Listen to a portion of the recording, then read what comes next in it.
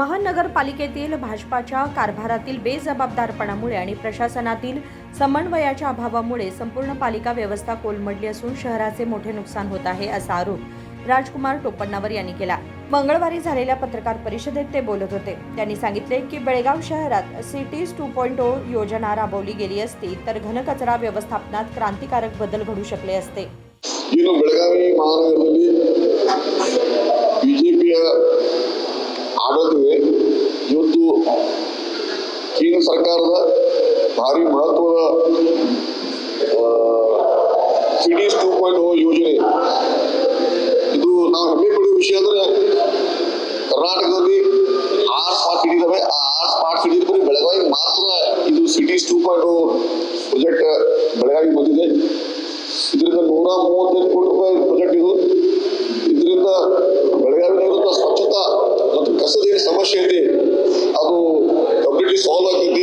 ಯಾಕಂದ್ರೆ ಕಸದ ಕಲೆಕ್ಷನ್, ಕಸದ ಸೆಗ್ರಿಗೇಷನ್, ಕಸದ ಡಿಸ್ಪೋಸಲ್ ಮತ್ತು ಕಸದಿಂದ ಏನು ಹೊಸ ಉದ್ಯೋಗಗಳು ಅದಾವ, ಗ್ರೀನ್ ಬಿಸ್ನೆಸ್ ಇದ್ದಾರೆ, waste to energy projects, waste to gas projects ಇವೆಲ್ಲ ಆಗ್ತಾವ। ಇದರಿಂದ ಬೆಳಗಾವಿ ನಗರ ಸ್ವಚ್ಛ ಆಗ್ತೈತಿ, ಸುಂದರ ಆಗ್ತೈತಿ। ಇಂಥ ಒಂದು ಯೋಜನೆ ಒಂದು ಕೈ ತಪ್ಪಿ ಹೋಗುವಂತ ಪರಿಸ್ಥಿತಿ ನಿರ್ಮಾಣ ಆಗೈತಿ। ಇದರ ಕಾರಣಭೂತ ಯಾರಂದ್ರೆ ಮಹಾನಗರ ಪಾಲಿಕೆ ಇರುವಂತ ಬಿಜೆಪಿ ಕೌನ್ಸಿಲರ್। ಇವತ್ತು ನಾನು ಬಿಜೆಪಿ ಕೌನ್ಸಿಲರ್ ಮತ್ತು ಬಿಜೆಪಿ ಕೌನ್ಸಿಲಿನ ಮಾರ್ಗದರ್ಶಕ ನಾನು ಪ್ರಶ್ನೆ ಮಾಡ್ತೇನೆ। ಇವತ್ತು ಏನು ಈ ಪ್ರಾಜೆಕ್ಟ್ಸ್ ಬೇಕಾದ್ರೆ 40% ಕೇಂದ್ರ ಸರ್ಕಾರ ಕೊಡಬೇಕು, 40% ರಾಜ್ಯ ಸರ್ಕಾರ ಕೊಡಬೇಕು, 20% ಮಹಾನಗರ ಪಾಲಿಕೆದವರು ಕೊಡಬೇಕು। ಈಗಾಗಲೇ ಮಹಾನಗರ ಪಾಲಿಕೆದವರು ಇದ್ರ ಬಗ್ಗೆ ಕನ್ಸೆಂಟ್ ಕೊಟ್ಟಿದ್ದಾರೆ। ನಾವು ಸ್ಮಾರ್ಟ್ ಸಿಟಿಗೆ 20% ಅಮೌಂಟ್ ಕೊಡ್ತೀವಿ ಮತ್ತು ಯೋಜನೆ ಸ್ಟಾರ್ಟ್ ಆಗಬೇಕು। ಕನ್ಸೆಂಟ್ ಕೊಟ್ಟು 1 ವರ್ಷ ಆದರೂ ಇಲ್ಲಿವರೆಗೆ ಅವರು ದುಡ್ಡು ಕೊಟ್ಟಿಲ್ಲ। ಈ ಮಾರ್ಚ್ ಒಳಗೆ ಕೊಟ್ಟಿಲ್ಲ ಅಂದ್ರೆ ಈ ಪ್ರಾಜೆಕ್ಟ್ ವಾಪಸ್ ಹೋಗ್ತೈತಿ। ಅದಕ್ಕೊಂದು ದೊಡ್ಡ ಪ್ರಾಜೆಕ್ಟ್ ಇವತ್ತು ಜನ ನರೇಂದ್ರ ಮೋದಿ ಅವ್ರ ಮುಖ ನೋಡಿ ಬೆಳಗಾವಿ ಜನ ಈ ಕಾರ್ಪೊರೇಟರ್ಗಳಿಗೆಲ್ಲ ಊಟ ಹಾಕಿ ಇವ್ರು ಆಡ್ಸ್ತಾರ। ಸರಿ, ಇವರು ಮೋದಿಯವ್ರ ಪರವಾಗಿ ಮೋದಿಯವ್ರ ಪ್ರಕಾರ ಕೆಲಸ ಮಾಡ್ತಾ ಇಲ್ಲ, ಇವರು ಪೂರಾ ಭ್ರಷ್ಟಾಚಾರ ಇನ್ವಾಲ್ವ್ ಆಗ್ಯಾರ। ಇವತ್ತು ಈ ಖಾತೆ ಮತ್ತು ಈ ಆಸ್ತಿ ವಿಷಯದಾಗ ಸಾರ್ವಜನಿಕರಿಗೆ ಸಿಕ್ಕಾಪಟ್ಟೆ ಕಾರ್ಪೊರೇಟರ್ ತೊಂದರೆ ಕೊಡ್ತಾ ಇದ್ದಾರೆ। ಆಮೇಲೆ total financial miss management and misuse ಆಗೋ ಕಾರಣಕ್ಕಾಗಿ ಇವತ್ತು ಕಾರ್ಪೊರೇಷನ್ಯಾಗ ಸಿಕ್ಕಾಪಟ್ಟಿ ಆರ್ಥಿಕ ಸಮಸ್ಯೆಗಳಿಂದ ಫೇಸ್ ಮಾಡ್ತಾ ಇದೆ। ಇವತ್ತು ಟ್ಯಾಕ್ಸ್ ಕಲೆಕ್ಷನ್ ಕಡಿಮೆ ಆಗಿದೆ। ಬರೋ ಬಾಡಿಗೆಗಳು ಏನು ಕಾರ್ಪೊರೇಷನ್ ಕಾಂಪ್ಲೆಕ್ಸ್ ಬಾಡಿಗೆ ಬರ್ತಿತ್ತು ಅದನ್ನೆಲ್ಲ ಲೀಸ್ ಮಾರ್ಚ್ 2022 ಮುಗಿದೋಗಿತ್ತು। ಹೊಸ ಲೀಸು ಮಾಡ್ತಾ ಇಲ್ಲ। ಖರೆ ಆ ಅಂಗಡಿ ಮಾಲಕರು ಇವತ್ತೆಲ್ಲ ಕಾರ್ಪೊರೇಷನ್ ಕೆಲವು ಅಧಿಕಾರಿಗಳು ಕೆಲವು ಕಾರ್ಪೊರೇಟರ್ ಕೊಡೋದ್ರ ಮ್ಯಾನೇಜ್ ಮಾಡ್ತಾರೆ। ಹಿಂಗಾಗಿ ಒಂದ್ ಕಡೆ ಟ್ಯಾಕ್ಸ್ ಕಲೆಕ್ಷನ್ ಕಡಿಮೆ ಆಗಿದೆ, ಇನ್ನೊಂದ್ ಕಡೆ ಖರ್ಚು ಜಾಸ್ತಿ ಆಗಿದೆ। ಆಮೇಲೆ ಇದೊಂದು ದೊಡ್ಡ ಮಹತ್ವದ ವಿಷಯ, ಮಹತ್ವದ ಪ್ರಾಜೆಕ್ಟ್ ಸಿಟೀಸ್ 2.0 ಇವತ್ತು ನಮ್ಮ ಬೆಳಗಾವಿ ನಗರದ ಕೈ ತಪ್ಪು ಹೋಗುವಂತ ಪರಿಸ್ಥಿತಿ ನಿರ್ಮಾಣ ಆಗಿದೆ। ಅದಕ್ಕೆ ನಾವು ಜನರಲ್ಲಿ ಮನವಿ ಮಾಡ್ಕೊತೀವಿ, ಇದ್ರ ಬಗ್ಗೆ ಆದಷ್ಟು ನಾವು ಈ ಅಧಿಕಾರಿಗಳ ಮೇಲೆ ಮತ್ತೆ ಕೌನ್ಸಿಲರ್ ಒಂದು ಒತ್ತಡನ ಹೇರಿ ಕೈ ತಪ್ಪು ಹೋಗೋದನ್ನ ನಾವು ನಮ್ಮ ಪ್ರಯತ್ನ ಮಾಡಬೇಕು। यावेळी सामाजिक कार्यकर्ते सुजित मुळगुंद यांनी बोलताना 2023 ते 2026 या कालावधीत पालिकेने नेमक्या किती योजना राबवल्या याचा तपशील सदस्यांनी जाहीर करावा अशी सिटीज 2.0 मध्ये जे काही आता बेळगावचं डेव्हलपमेंटसाठी म्हणून एक 6 सिटींमध्ये कर्नाटकामधील बेळगाव पण एक आहे म्हणून सांगू इच्छितो। त्यामध्ये जे हे पण दिले, मान्यता पण दिली की आपण ह्याच्यासाठी 125 कोटी रुपये त्यासाठी मिळणार आहे। त्या 135 कोटीमध्ये 40% सेंट्रल गव्हर्नमेंट केंद्र सरकार, 40% राज्य सरकार व 20% कॉर्पोरेशन द्यावा लागतो।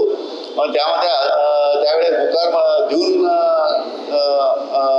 1 वर्ष म्हणजे त्याला अजूनपर्यंत त्याचं फुलफिलमेंट करण्यात आलेलं आहे म्हणून सांगू इच्छितो। म्हणजे बेळगावच्या सिटीबद्दल काही गंभीरता नाही असं म्हणून सांगतो। आमचा मार्गदर्शक म्हणून सांगणारा हा भाजपचे कॉर्पोरेटर यांचं मार्गदर्शन आज काय असलं मार्गदर्शन यांचं मार्गदर्शन करतात म्हणून विचारू इच्छितो।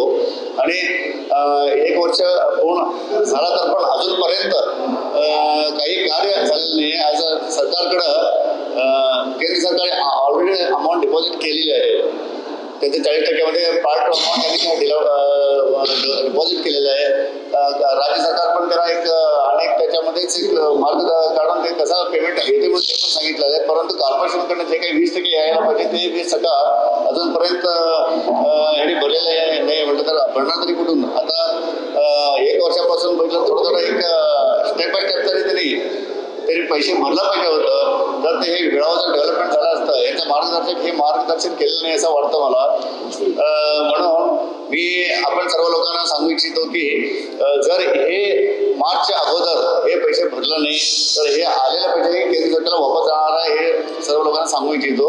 आणि असलं हे काय जे डेव्हलपमेंट आहे मिस्टर डेव्हलपमेंट मॅन किंवा मार्गदर्शक तरी याच्याबद्दल सखोल विचार करूनच येत्या काळात याचं हे द्यावं म्हणून सांगतो लोकांना. त्यांच्याबद्दल जे काही स्कीम्स आहेत किती पैसे आलेले आहे किती आम्ही भरायला पाहिजे किती दिवस अजून उरलेला आहे तर नाही भरलं तर त्याच्याबद्दल काय होणार म्हणून आम्ही भरतो आणि डेव्हलपमेंट करून दाखवतो म्हणून हे असं तरी त्यांचं एक मनात व्यक्त केलं पाहिजे. ते सोडून 135 कोटी रुपये आले आणि ते अजूनपर्यंत भरलेलंच नाही आहे म्हणजे जर पुढे डेव्हलपमेंट होणार कसा परत वापस आले त्याच्याबद्दल पण काहीतरी बोला.